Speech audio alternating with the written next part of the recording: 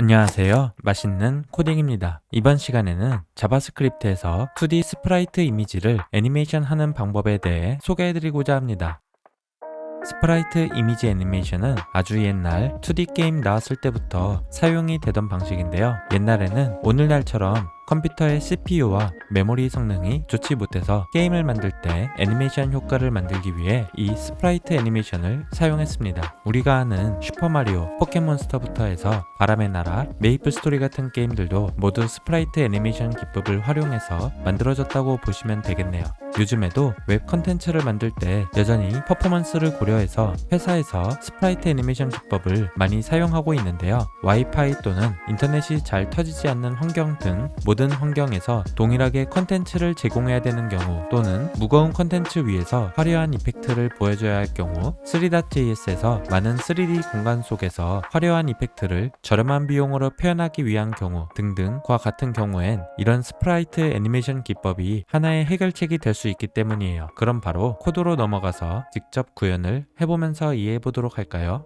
먼저 빈 HTML 문서에 HTML5를 입력해서 HTML 보일러플레이트를 작성해 주도록 합시다. 그리고 간단한 CSS만 작성해 주도록 할게요. 바디 안에 스크립트 태그를 만들고 window.addEventListener로 클릭이 일어났을 때 스프라이트 이펙트란 함수가 실행이 되도록 해주겠습니다. 여기서 코드를 바로 작성하기 전에 원리를 잠깐 먼저 짚어보도록 할게요.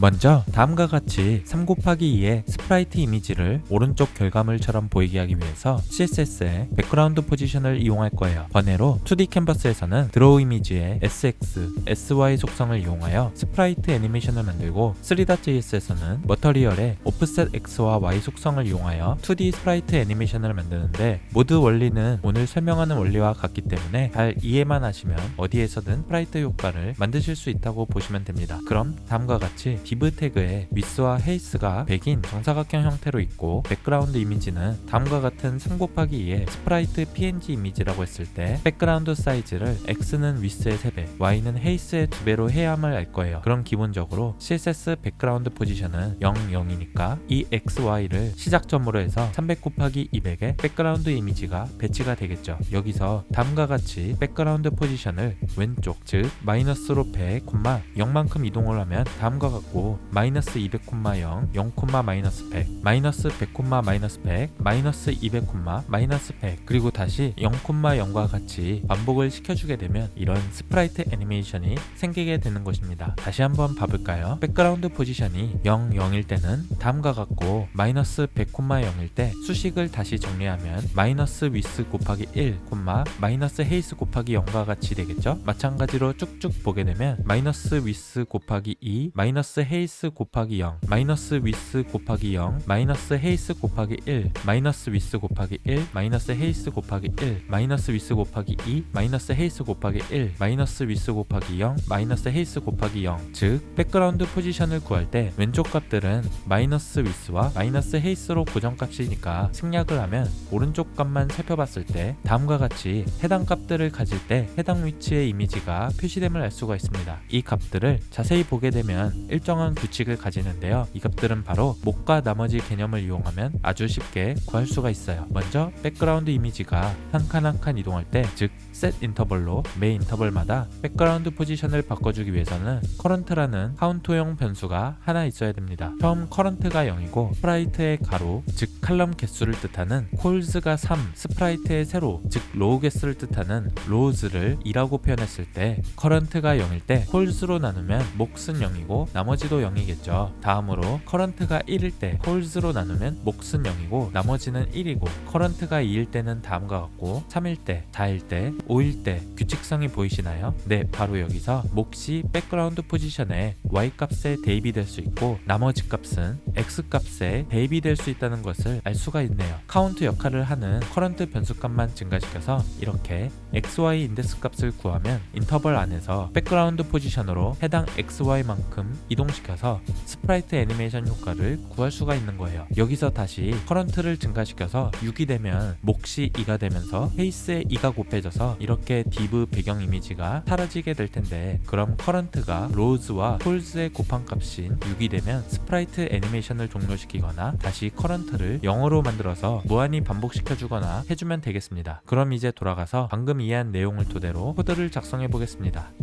먼저 마우스 클릭이 일어난 시점에 해당 좌표에 스프라이트란 div 엘리먼트를 만들어 주려고 해요. 그럼 create 엘리먼트로 div 하나를 생성시켜 준 다음 해당 좌표에 띄워주기 위해 포지션은 앱솔루트, 그리고 포지션이 앱솔루트니까 레프트와 탑 속성도 있어줘야겠죠. 레프트는 이벤트 값을 인자로 받아와서 event.client x 값으로 간단하게 넣어주고, 탑도 마찬가지로 event.client y로 해주면 됩니다. 그리고 백그라운드 이미지는 이전에 다운받았던 이미지를 URL로 받아와주고, width는 가로 세로 140픽셀에 스프라이트 이미지를 표현해 줄 건데, 위스와 헤이스 값은 밑에서 자주 사용될 값이기 때문에 상단의 변수로 빼주도록 하겠습니다. 그리고 아래 위스와 헤이스를 세팅해 준 다음 맨 처음에 백그라운드 사이즈를 이미지 스프라이트의 로우와 콜 개수에 맞게 세팅을 했었죠. 이미지를 보시면 8 곱하기 4의 스프라이트 이미지니까 다음과 같이 만들어주면 될 텐데, 여기서 숫자 8과 4도 상단에 상수값으로 빼서 정의를 해주겠습니다. 마지막으로 트랜스폼 속성에서 트랜슬레이트 -50%, -50%로 마우스 좌표가 이미지 중앙이 되도록 해주겠습니다. 이렇게 기본적인 스타일까지 세팅이 되었다면 바디 안에다가 넣어주면 되겠네요. 이제 인터벌을 만들기 전에 let current는 0으로 상단에 초기화 시켜준 다음에 인터벌을 만드는데 우선 갭을 100ms로 세팅해 줄게요. 이제 몫과 나머지 중에서 먼저 나머지를 current 콜이라는 변수에 다음과 같이 넣어주고, 몫을 current row 안에다가 다음과 같이 변수를 담아준 다음에 스프라이트의 백그라운드 포지션에 대입을 시켜주겠습니다.